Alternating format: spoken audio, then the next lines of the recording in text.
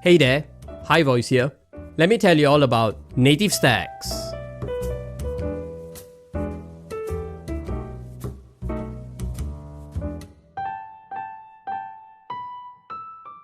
Viewing the stack in WinDBG is essential for debugging. In this video, I will present different types of stacks and the techniques to read those different kinds of stacks. The type of stack depends on the programming language and the compiler settings. In general, there are managed stacks which are created by .NET and native stacks which are created by C or C++. A stack can also be a hybrid of a managed and native stack. The first type of stack that we will look at will be a native stack.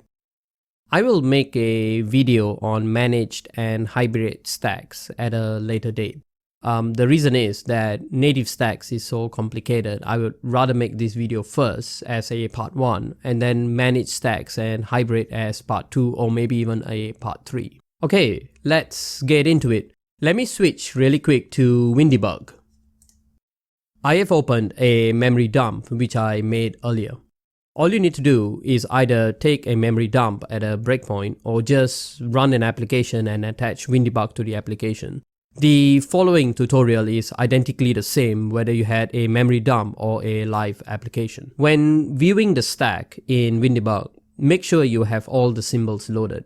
Symbols are essential for viewing the stack in WinDBG, so just make sure at this point that you get all the symbols loaded. If you need help loading symbols, there is another video on this playlist that shows how to load symbols. I go pretty in-depth in that tutorial on how to manipulate symbols, so do view that video if you need help loading symbols. In this memory dump, I'm using a 32-bit memory dump. However, I captured it using the 64-bit WinDBG. This is to ensure that within the memory dump, I have both 32-bit and 64-bit information. The prompt in WinDBG at the bottom over here indicates which thread we are looking at. The kernel WinDBG has a different prompt over here. It will say KD, which is the kernel debugger. The kernel debugger is slightly more complicated than the user mode debugger. I am going to skip that debugger for now, and maybe I'll make a video in the future on the kernel debugger. But for this tutorial, we will only go with the user mode debugger. We can view the threads using the tilde command. Let me type it out real quick.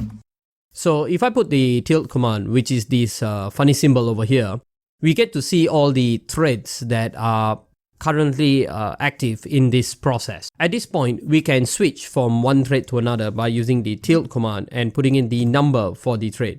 So if I put an S at the back of the command, what I'm saying is that I want to go to thread 2. So if I do that, I'm going to switch to thread 2. For now, at the start, let's just switch to thread 0, as thread 0 will have the most number of methods that we can see when we finally view the stack. When we switch from one thread to another, WinDBG will show some information. What we can do at this point is type R, and that will show us all the registers for that thread. The important registers are the EAX, which is the accumulator, the EBP, which is the base pointer, and the ESP, which is the stack pointer. The E in the front indicates that it is a 32-bit register. The prefix for the 64-bit register is R. Now for this tutorial, it doesn't really matter what the prefix is because we're not really going to manipulate registers, but it's something to remember when looking at memory dumps, because when we look at the stack, the size of the address will indicate whether it's a 32-bit or a 64-bit process. Okay, let me just clear the screen really quick with CLS. And let's get into the meat of this tutorial, which is the K command to view the stack. Okay, so I'm just going to type K. And what K does is that it dumps the entire stack by writing out some information about the functions, about the return address, and the actual EBP register value for each frame. When we type K, we get the list sorted from top to bottom. The function on the top is exactly where the program was when the memory dump was captured. The function at the bottom is the origin of the thread. We can use this information to know that the stack begin right at the bottom and it went all the way to the top with no corruption. That's a very important thing to observe when viewing stacks. I have another video in this playlist on what to do if the stack is corrupted, but I'm going to skip that for now as a corrupted stack is much more complicated to explain. I'll just show what you can do with dumping stacks when the stack is not corrupted. Now, the information that WinDebug is giving is quite complex, but there is more to it than this. What I can do is I can type KB, and what KB does is that it gives me more information to do with the parameters. So the args to child over here is actually the memory address of the parameters that are going into the function. Now I have symbols loaded, so what I can do is I can type KP, and what KP does is it gives me the parameters, but it actually translates the parameters by taking all the parameters that you have.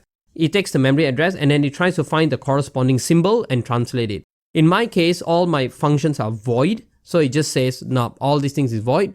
But if you type KP and you have parameters, you will get parameters that come out. Now in WinDebug, view that on the left side of each of the K commands, you will get a hyperlink. Now this hyperlink is used to switch frame. If you want to view the local variables of a particular frame, what you can do is you click on one of these hyperlinks. I'm going to click on one, and what's going to happen is it's going to switch to that frame. At this point, if I type dv, which is to show local variables, I'm going to get that this frame has one local variable called local var2. You can do this as many times as you like, but I'm going to switch back to frame 0 and type dv again. And this time you're going to see that the this pointer is this value. And the reason is that the top of the stack is actually C++, so there is a this pointer and there's a local var3. So this hyperlink on the side, really handy because you can use it to switch frames really quick. Now you can also type the command to switch frames, but I'm just going to click on the hyperlink because it's much simpler to use. Now, if you typed KB, KP, or even clicked on the frames and no symbols were appearing on the side, it means that the symbols were not loaded correctly. What you can do is you can take the name of the module and you can type lmvm with the name of the module, and what it will show you is that it will show you the location where the symbols were loaded. In my case, it's going to say private PDB symbols, and that means that the symbol has all the information I want. If it doesn't say this, definitely review your symbol loading process, whether the symbols loaded correctly. Maybe the path is wrong, maybe the location is wrong. I have a video on this playlist for symbol loading. Definitely check it out if you need help with symbol loading. Let me clear the screen real quick. Okay, let's type KB. Now, what we can see in KB is the return address over here. Whenever you view a stack, you gotta always remember that if the stack is corrupted, you're gonna get wrong information. So a quick way to check whether the stack is corrupted is quite simple. You take a look at the top function over here, you look at the return address. Then you go to the next function, look at that return address and that return address all the way down. If the last return address is null, that means that the stack actually started at RTL user thread start, which is correct because that's where all threads start from, and there's no break in the sequence. If there is a break in the sequence, WinDebug will actually write a line to say that the stack frames are indeterminate or they are in error. If you see one of those lines in the middle, do not continue reading the stack. Try to investigate why WinDebug is saying that the frames are inconsistent. Chances are there are no symbols. If symbols are missing, WinDebug cannot walk the stack from top to bottom, and that stack could be either corrupted or WinDebug can't read it. Now, each frame in this view actually has a calling convention. They are not all the same. The C functions over here, they have a calling convention that could be very different from the C++ functions over here. Now, there are some calling conventions which are more obscure than others, and there are some which are very basic, which are generated from Visual Studio. Examples are the standard call, the common call, the C call, and even the fast call. The fast call is really, really common for optimized code. I won't cover any of these calls in this video because it's a bit more sophisticated. I need to go into assembler to actually explain how the calls work. But be assured that in WinDebug, regardless of what kind of call you have, WinDebug always tries to write out the functions as linearly as possible, even though the memory addresses are actually jumping between each of the functions because of the way the calls work. WinDebug tries to normalize it. However, be cautious that managed code, .NET code, WinDebug doesn't do that. With .NET code, we have to use a different command to dump the stack to get this normalized view. I will cover that in a future video about managed and hybrid stacks. So if you view the stack and it shows you something to do with .NET and there's no symbol, don't worry about it. There is no symbol to load. You have to use a different set of commands in order to read that. In my case, I have avoided .NET for all these stacks, so it's pretty linear and WinDebug dumps it absolutely correctly. The stack memory also has some other interesting bits about it. Let me just show you one of that. So type TEB, it's a plugin, so you have to put the apostrophe in the front. So you put TEB. What TEB does is that it dumps the thread execution block. That's what it means. It means thread execution block. So what the TEB is that it is a block of information about every thread. If we dump the TEB of this 32-bit process, we actually get two TEBs. One is TEB32 and the other is TEB, and this is actually TEB64. There's no suffix for the 64. What we are looking at is the exact memory address of all the functions. Now, because this is an Intel machine, I'll show you something interesting. The stack limit and the stack base, if we observe the address, the limit is actually less than the base. The base is a higher number than the limit. That's because in an Intel processor, the stack actually grows up to 0. 0 is actually the top of the stack. Yep, it's the other way around. The stack actually grows up to 0. So because of that, the stack limit is actually the end of the stack. If the stack goes beyond that memory address, which is in this case the lower address, you will get a crash. You will get a stack overflow. We can use that knowledge to try to dump the stack in a more complicated way. So I'm just going to do that. Now in WinDebug, the command to dump variables, dd, has to be from lowest to highest. So what I'm going to do is I'm going to type dds, and what dds means is dump double word with symbols. S means symbols, dd means double word. Now a word is 16 bits, so in a 32-bit process, double word means 32-bit. If you are doing a 64-bit memory dump or process, then dqs will be what you want to use. I want to use dds. So what I do is I take the stack limit over here, I put that first because that's the lower address. Then I take the stack base and I put that next, that's the high address. And if I dump that, what's going to happen is WinDebug is going to run and it's going to actually read all the symbols that exist on the stack and it's just going to linearly dump it. Now, in most situations, you wouldn't want to do what I just did, which is just dump it onto the screen, because you're not going to be able to see the end of the stack. Instead, what you want to do is you want to actually dump the stack into a text file. You want to go into WinDebug, go into edit, go to the options and generate a text file. I will leave that for you to figure out. I'll put some links in the description below on how you can achieve that. Okay, I have just skipped ahead because it took really long to dump. Just a reminder, if you are loading symbols from the internet, sometimes these commands take a long time to download the symbols. Just be patient. What you can see on my screen is a whole bunch of nulls because this is the bottom of the stack, and we can see that the functions at the bottom of the stack really did comply to the functions that we had in our stack.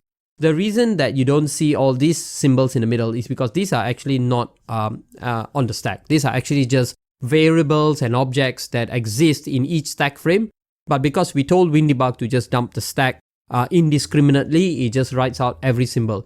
This is the technique that I teach to how to repair a broken stack if WinDebug can't see it. I use this technique. So watch that video if you want more details. It's a pretty complicated technique, but I'm gonna skip it for now. Okay, so this is the 32-bit stack. If I TEB again, we get two TEBs here, which is the 32-bit and the 64-bit.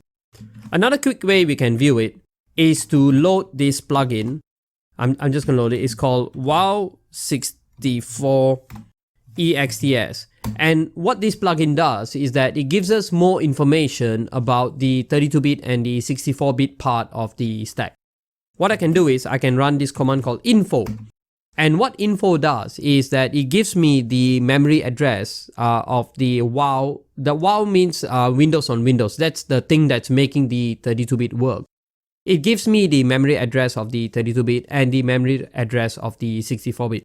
That's exactly the same as the TEB.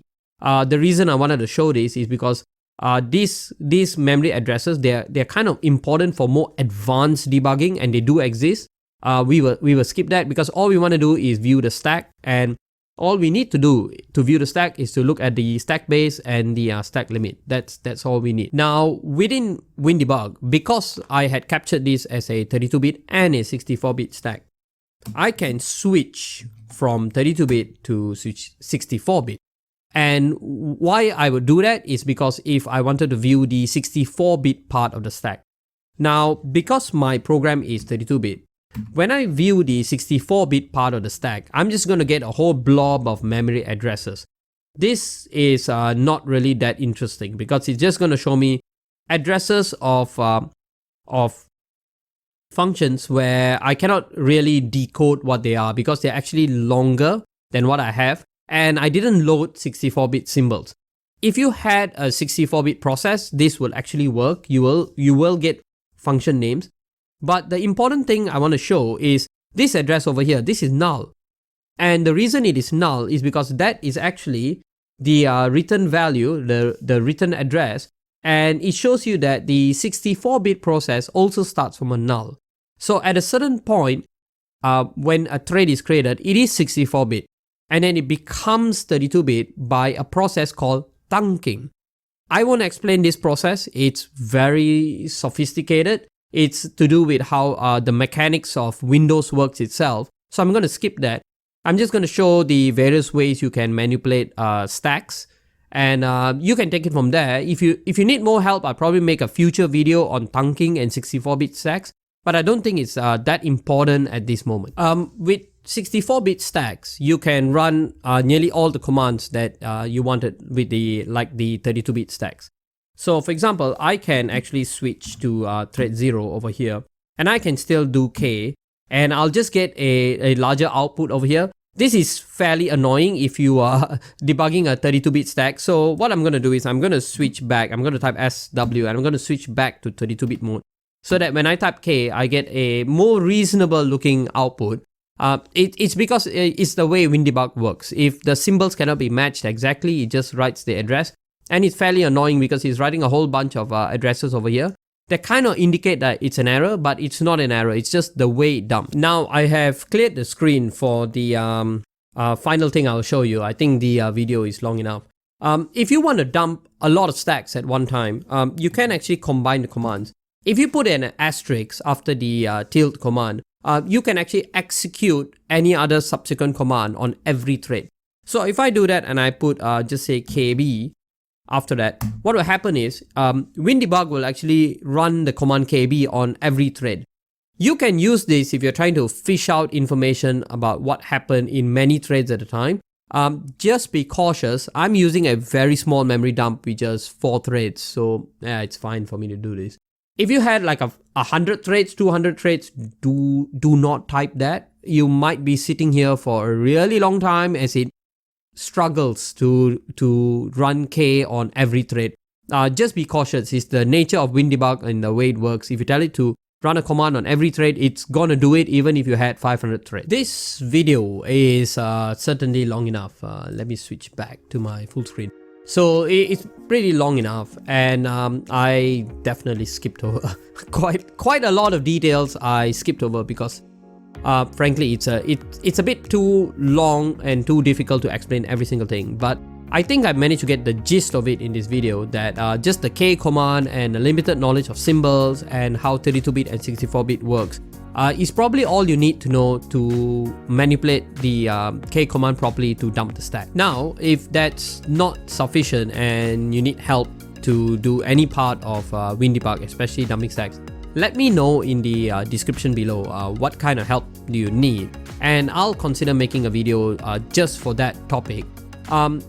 Just keep in mind that it is really difficult and I don't know what exactly to focus on, so I'm just making the most generalized videos until someone tells me, hey, I need help with something, then I'll make a more specific video just for that topic. Gentle reminder though, definitely hit that subscribe button and hit that bell icon. It helps me know and helps the channel grow, but it definitely helps me know what kind of content you want. And if you hit that that bell icon, you get notified of new videos. It definitely helps the channel. And if you don't like the channel, you can always unsubscribe later, but definitely subscribe now to let me know your intention. Anyway, I think I will end the video right here for the native stacks. I am planning a managed stacks and a hybrid stacks video, so let me get to recording those videos and editing them and putting them up as soon as I can. Anyway, it has definitely been a pleasure presenting this information. I am High Voice, signing out.